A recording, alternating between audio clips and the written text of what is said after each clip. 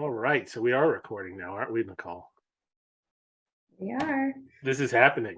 We're doing it. Technically, what is this, 1.2 or is this episode 2? What do you think? This is 1.20. I don't know. 1.2. Is that a thing? Are we still in beta? Yeah. Or are we is this active? Our producer's awesome, isn't he? He's Such insight, like your shirt is glowing. It's awesome. I raised that kid. Yeah, I don't know what kind of job I did, but he's good. I love him. He's special. Anyway, let's get to it. What are we doing here? Are we doing a podcast? We're doing a podcast. Heck we are yeah! to get our energy going. We're going to share a little bit. All right, you ready? I'm ready. Let's like this. We got this.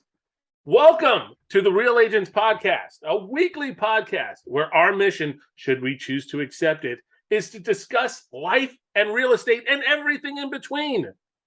Our mission, should we choose to accept it, is to discuss life and real estate and everything in between. And I know I said that already, but I wanted you to really get it, people. Anyway, if you like your advice and insight shaken and not stirred, well, then this is the podcast for you. I'm Nicole Dash. And I'm Eric Carrington.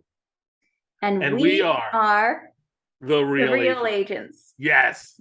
We did it. All right. My producer just told me I'm rocking back and forth too much. I'm going to sit still. Good advice. Got too much energy today, Nicole. Maybe it's like the jumping jacks you were just doing before we started. Is that what it was? I think so. My heart rate down. I have felt like trash for so long with this COVID thing. Oh, yeah. It's awful. It's been like what, 2 or 3 weeks? How long has it been? Yeah, it's like two and a half weeks. But I think I got that long bid. I don't know. No, it takes a while. I mean, when I had it, it was a solid 10 days of just not feeling well, and then it took a while. So I think it had to be longer than that for you to say that. I tell you what, I constantly want to take a nap. I just want to lay down all the time. You sound like me. But mine's not because of COVID.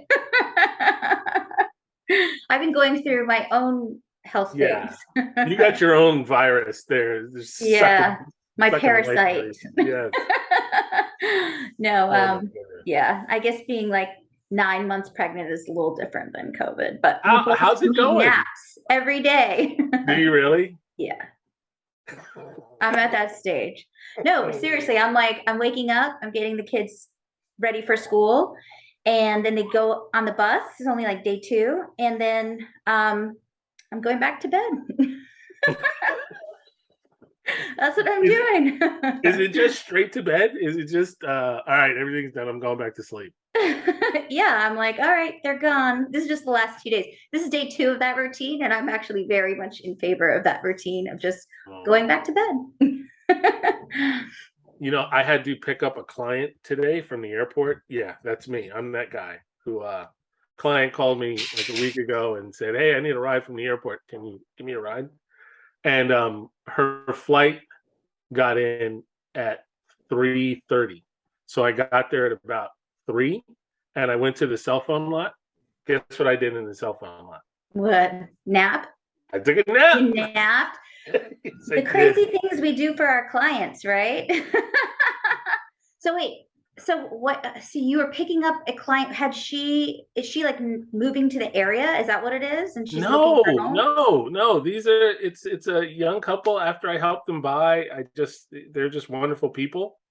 And they live near us in Stafford, Virginia. And actually, her husband reached out, Ricky, and said he was busy, couldn't pick her up from the airport, and asked if I could do it. So, well, you're a rock star.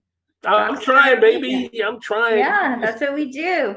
Any prospective clients out there, if you're watching this, I'll pick you up from the airport. You need to put that on your business card. It already is. We'll pick up from airport and help you buy a house. And I think it's a selling feature. and we'll help you move into your property. All right. Ramp. I can put, we'll change light bulbs after final walkthrough and get on the ladder, except not in 9 months pregnant, but I will. I have done it before. Smoke detectors, light bulbs. At the last second, people are like, they go through their final walkthrough and they're like, well, the house is great and all, but none of the light bulbs in the kitchen are working. I'm like, oh, I'll be right back. I got it. Do you keep light bulbs handy? Do you keep them nearby? Yeah, a good listing agent, because I'm a listing agent, you're a buyer agent, Yes, I am. right? We're on the same team. Thank you for clearing that up. Yeah. We'll just throw that out there for anyone listening who doesn't know. And a good listing agent has a kit in their car that includes everything from light bulbs to 9-volt batteries to magic erasers to toilet paper. Very important. Why is toilet paper important, Eric? Because if you go to a house that's vacant and you've got like an open or something, or I have it because my clients, if you're going out with kids, they always want to use the restroom. And you better have some paper, baby. You better have some toilet paper in that vacant house. Yeah. That's right.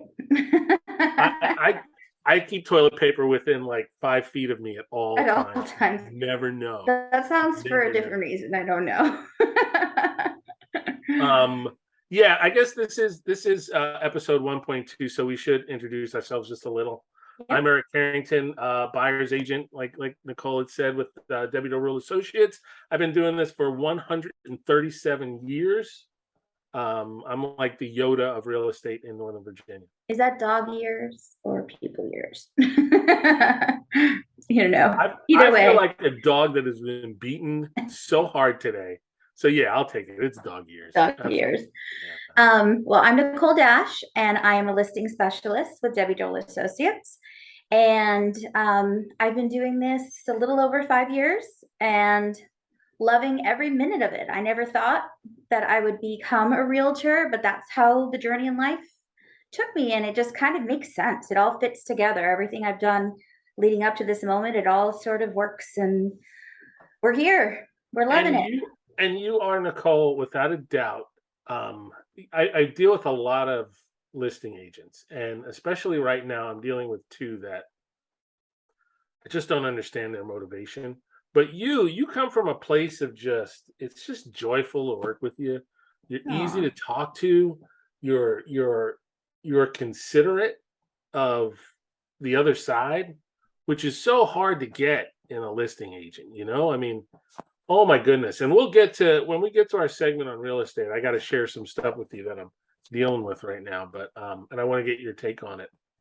But oh my goodness, you're are so the best. Well, you're amazing too. I mean, you can sing my praises. I'm going to sing you never like when people sing your praises, but I'll sing your praises. Okay. You do everything for your clients. The airport story doesn't even faze me. Like, I know you go above and beyond for all your clients. You have that personality. You're always a pleasure to talk to. And, we've only done a couple of deals together, right? On being two other sides of the transaction, but it's always gone really well. So let's do some more. Let's make it happen. Yeah, let's do it. I'll bring the listings. You bring the buyer. No, but you got to give me a good offer, Eric. I promise I won't try to undercut you anymore. Although, right, the market has shifted a little bit. Oh my goodness! We can talk a little bit about that. It's like, it's like it's done a 180. Although this week I wrote on a place in Kings Park, the Kings Park, Burke, for people that are for mom who lives in Texas. Kings Park is a community in Springfield, Virginia, and I wrote on the Cape Cod. What's that one called? The Duke? Yeah. Is it? I forget. Somebody's going to listen to this. I don't know. I know, and they're really sensitive about that too. I know. It's not the Duke, it's the Queen. It's not the Queen. That's a colonial. Exactly. Anyway, so this one's it's super nice. huge remodel, like $130,000 remodel on it. They did a really good job with the remodel, but the house is built in 1963, right? So Right. they did a lot of the heavy lifting. New kitchen. They combined those 2 bedrooms on the lower level and made a huge primary and a big primary bathroom, and reduced that one bath into a powder room. So smart, super smart renovations, super smart, right? We go see it before the open, and my clients fall in love with it. We go to the open house, and it's packed. Mm. Was not expecting it to be packed, not at all.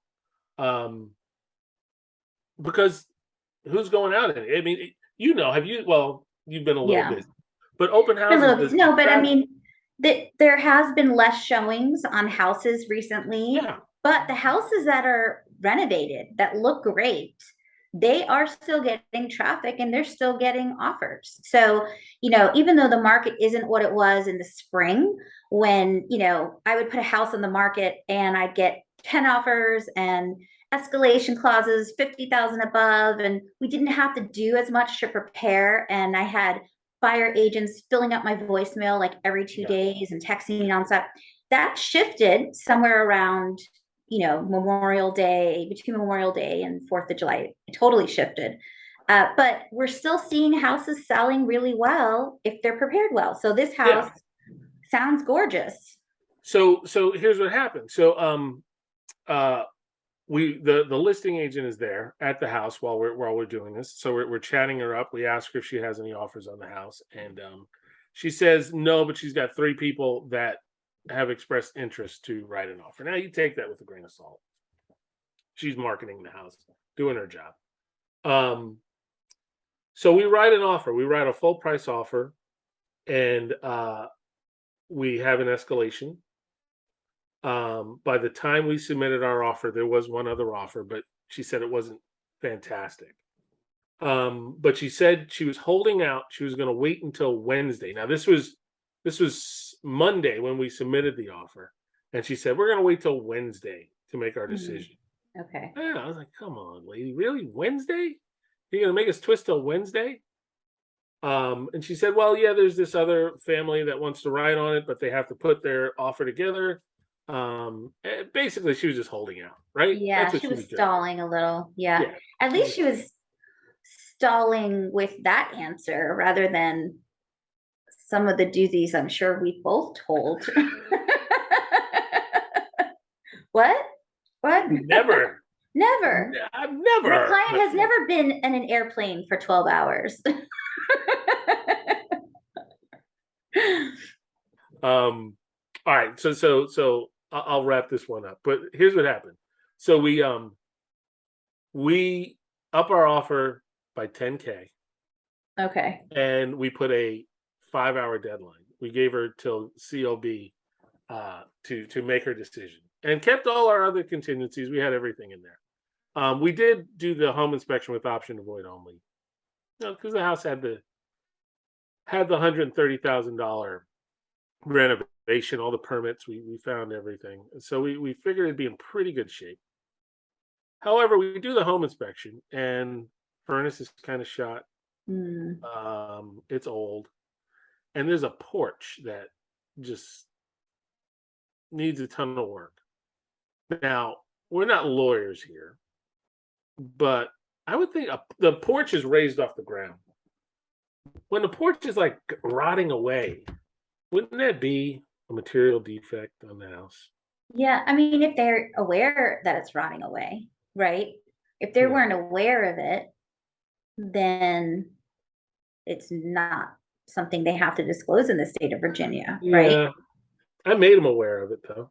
Yeah. So then once you made it aware, that's different, right? Long story short, we got them to help out, but there was such pushback on it, and they were working from an attitude of like 5 months ago, where we don't care, we'll just go back on the market, and I Mm, think after some consideration, they realized that going back on the market probably wouldn't be in their best interest, especially no. since they gave such a good offer. Yeah, I mean, the fact that you were able to get a home inspection at all, even void only, the fact that you were able to put a deadline on them and they didn't just laugh in your face. Yeah. I mean, all of that shows that the market shifted because that was not happening before. Exactly. Yeah. Yeah. I mean, we were able to put some pressure. We got them to because of the pressure and the home inspection, even though it was void only, they did, give us some considerations for the porch, and they did give us some consideration for the furnace. Um, which, is more than what we were expecting, you know. Yeah, that's Uh good. yeah. Yeah, I mean, I feel like it's becoming a more balanced market, like a little more normalized. It was so heavy in favor of the sellers before. Uh, and now, I wouldn't say the buyers are 100% have the upper hand by any means. I think it's more balanced. So when you're more balanced, you have to be willing to negotiate, right? You have to be able to willing to negotiate at home inspections, appraisals, if they don't come in, then at value or above. I mean, I had a house that had a low appraisal and it was about 15,000 off. And Wow. yeah, which I was really, so we were shocked. And actually both the buyer's agent and I were very shocked about it. And my client was like, forget it. We'll just go back on the market.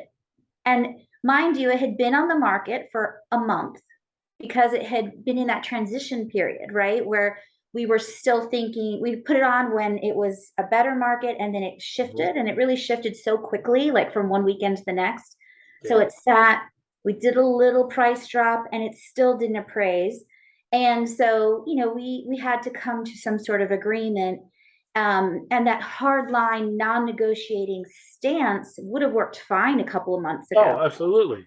So Absolutely. that's not the market we're in right now. And, we What did better than halfway, which is great. The buyers had to come up with 10,000 and we had to come up with five, lower the price by five to find a happy balance. We hate when that situation happens, but if we want it to work, it's in the best interest of all parties to be able to negotiate well. it's like I'm finding on the buyer side, I've had to deal with buyers that have unrealistic expectations of the offers they could submit. Mm. You um, to the point where I had one couple asked me to come in $80,000 under the asking price. Oh, wow. Um, Whew. yeah, No, thank just you. because. Yeah, I don't want yeah. that. I don't want that. Don't bring me that client, that Well, buyer. I'm going to do what a client wants me to do, but I'm Of also going to course. advise them when what they're doing is ridiculous. And yeah, the price point wasn't even we're looking at a $500,000 home.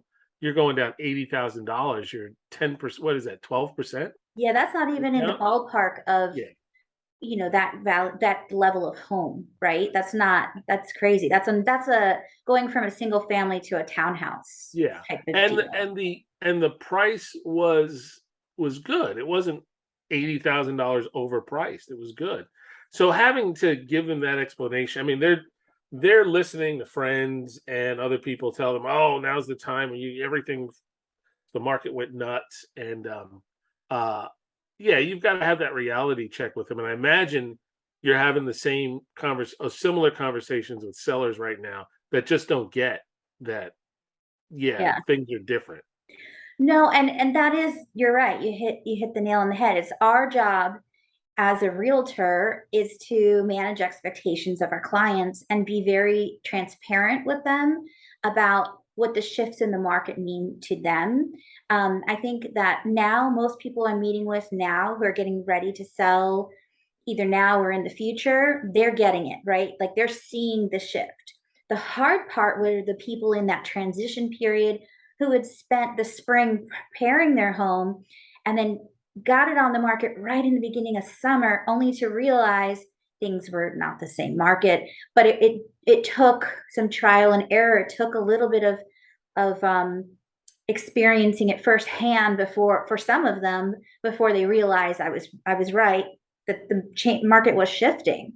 Why do you think the house that you had appraised so low? I mean, what was it? Was it just the market shift? Was it I pricing? blame the appraiser, first of Okay, all, because he went outside of the neighborhood. I mean, both the buyer agent and I, we try to appeal it, because we both felt that it was just really off. And sometimes that good luck with happens. I mean, sometimes it's such a subjective thing at times. I really don't know why it didn't appraise for the sales price, but it didn't. And so when you're in that situation, you have to deal with the reality in front of you. And I guess that's a good example for anything. It's, you can do all your research and you can get a lower offer than you're expecting, and then you have to deal with what that reality is. That's the reality of that offer.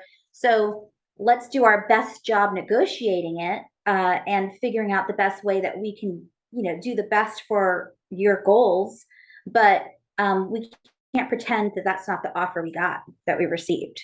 So have you ever been successful with with um uh challenging a low appraisal? no, have you? You have once, right? Have I've you? a few times A actually. couple of times. It's hard when you're the listing agent, though, right? Because the Yeah. buyer is the one dealing with the lender. And I so, tell you what though, I've had the listing agent is a huge part of that fighting the low appraisal. I mean, you really yeah, got to work together. yeah, Um, absolutely. Yeah, I mean, I provided comps. I mean, I always try and be very proactive with that. But again, once the results are in, it's really, really hard. And it depends on the lender and it depends on the appraiser for them to be willing to go that extra mile. we had one once that was so wrong. It was a single family home in Centerville, and this was like my third year on the job. I'll never forget it. It was a 5 bedroom home, 3 bedrooms up and 2 bedrooms down, 2 level, 5 bedroom home. Um, and the appraisal came in $40,000 low Oh, wow. because he didn't give us credit for the bedrooms in the basement. Mm. And I can't remember his reason why he said they weren't bedrooms, but we had to go through the county and show the tax record that they're being, the tax record says there's 2 bedrooms, and That's so crazy. Yeah, I this, mean, if it's on the tax record, then you yeah, shouldn't have to exactly. do that. It was on the tax record, and the really weird thing was he still didn't bring it back to the purchase price. He had to keep it 10K short. I think just as a Right. Yeah. butt in Like, the eye kind of thing. yeah, he's not going to let you win that No, no, no, no, argument. no. I mean, it's hard because it's, the appraiser is supposed to be a third party, neutral third party, right? That is sent by the lender and really is not supposed to be beholden to either side. And some are so communicative. I mean, I've had some great appraisers call me for clarifications for properties, really wanting to see my comps. And then I've had others that are almost like they get insulted by it, right? It's like, oh, I'll do my own due diligence. And How dare you how dare tell me you where send I should me? be looking? Yeah, All right, exactly. I yeah, know what I'm doing. So, yeah. you know, I try to prepare my clients. I tell them, appraisals are based on mathematical equations, but they're absolutely not a science. There's so right. much emotion that goes into an appraisal and two appraisers can appraise the same house wildly differently. Yeah. And I've seen that happen. I had that happen in Kings Park West last year. Um, we got an appraisal that was $30,000 low, switched lenders, and we came in $5,000 over with the second lender. Wow, that's a big discrepancy. Yeah, That's crazy. yeah. Yeah, when you hear stories like that, Mhm. it really makes you realize that, the thing you have to do is market the home, get the Yeah. best terms that you can for between the buyers and the sellers, and then just hope that it works. And usually it does. It has. I mean, we're talking about cases that are annoying and hard to deal with, but they're not often, right? Like for the It's always, most part, everything is appraising, knock on wood, or at least was. yeah, they were, I think, yeah, I don't know how it's going to go, now that we've had this like 180, are we going to Right. start seeing the That's trend of true. more low appraisals? But I tell you what, when I get the low appraisal and we figure it out and we still get to closing, I feel so good for everyone, because you know that the buyer and the seller both had that that moment of, oh my God, this is going to blow up, and I got to Right. go through all of this all over again, and then we find a way to work together or correct the incorrect appraisal. But when it's all said and done, and we figure out a way to keep it all together and get to closing, isn't that just an awesome feeling? Like, It is. And well, and you know what it is, and killed this it. is, I've had a conversation about this with some of the other listing agents on our team, is that right now in this market, agents are having to really earn their commission, right? Like their expertise is valued more now than ever. And it's not the way it was before for, where you put the signposts, all right, let's get on the market, take some nice pictures, put it on, done. I mean, and you're laughing because that's how you felt in the spring for the buyer agents, right? Like you really had to know Well, what you were doing. no, I think for both times right now, it's okay. Here's what I'm going at. Everyone wants to be an agent right now because of the way it was 4 months ago. It was like shooting fish in a barrel. You're gonna sell, you're gonna buy. I mean, it's gonna be hard to buy, but if you're a good agent, you're gonna get these people under contract, and you're gonna, it's such a hot market, and this is easy. This isn't easy.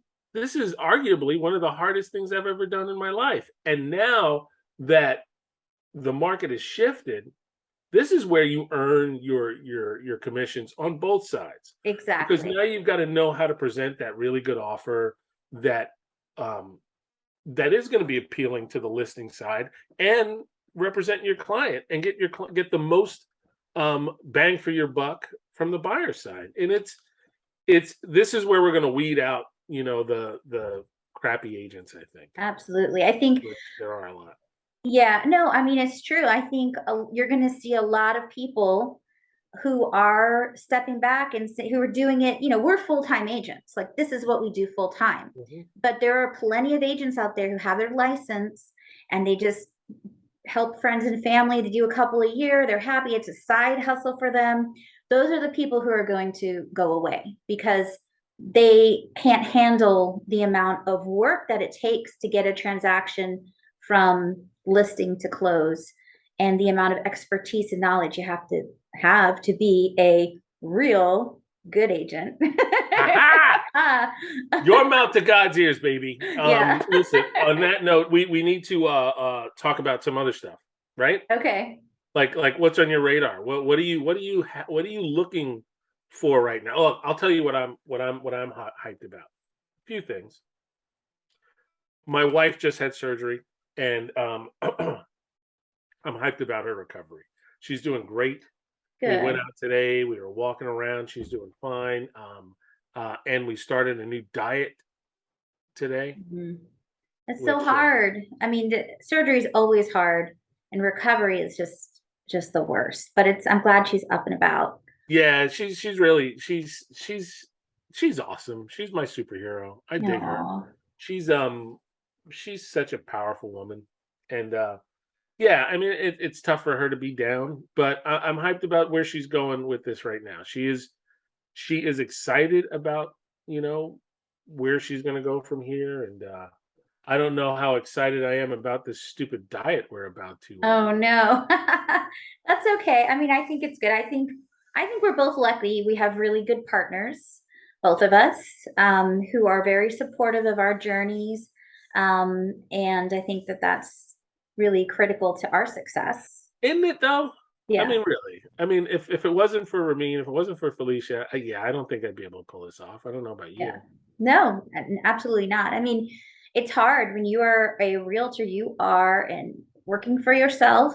We're part of a team, but it's on us to be successful with the effort we put in. We get Yep. out what we put in, Yep. and it's hard to do that if you don't have the support you need. So, If it's possible though, I don't know if you have any say in this at all, but can you figure out how to get us 26-hour days? Because 24 just isn't cutting it. I yeah. can't get everything I need done in 24 hours in a day. It's just not possible. Today I was busier than a mosquito at a nudist colony. Oh my gosh. I was busier. Give us another one, Eric. All right, listen. I was busier than a cross-eyed flight. What do you call it? Damn it! A red eye. No. No. I don't know your.